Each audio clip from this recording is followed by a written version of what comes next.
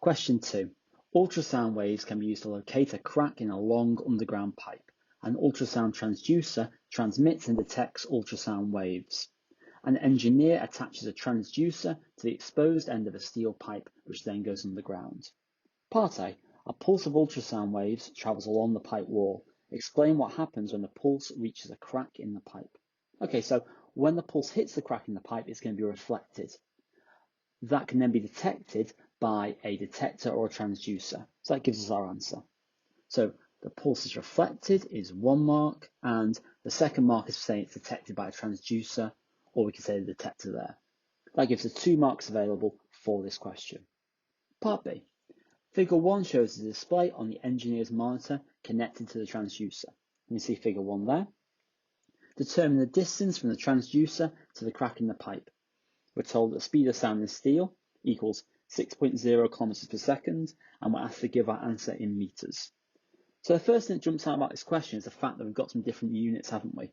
So we've got meters there and kilometers per second there. So we're going to have to do some interconversion of units. Also on figure 1, the time is in milliseconds. So we're going to need to convert that into seconds too. So let's start doing some of this. First of all, let's find the time between the pulses. So that is that distance there, which is 60 milliseconds. Now that equals 0.060 seconds. I divide the 60 by 1,000, so you do milliseconds into seconds. Now what I'll do is I'll convert the speed into meters per second. So 6.0 kilometers per second equals 6,000 meters per second, because I multiplied it by 1,000. So we can say 6.0 kilometers per second equals 6,000 meters per second.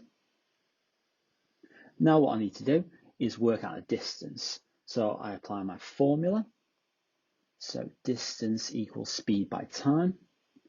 So what I'm going to do is say 6,000 times 0.060.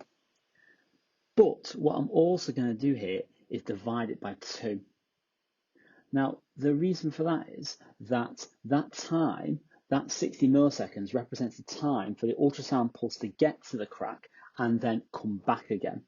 Therefore, that is twice the distance to the crack. So we do that divided by 2. That gives us an answer of 180 meters. Okay, so how are the marks awarded for this question? Well, there is 1 mark for converting the time, finding the time as well from the figure 1. There is a mark for converting the speed, a mark for the equation, and then the third mark is, or rather the fourth mark, is for the final answer. That gives the 4 marks available for this question.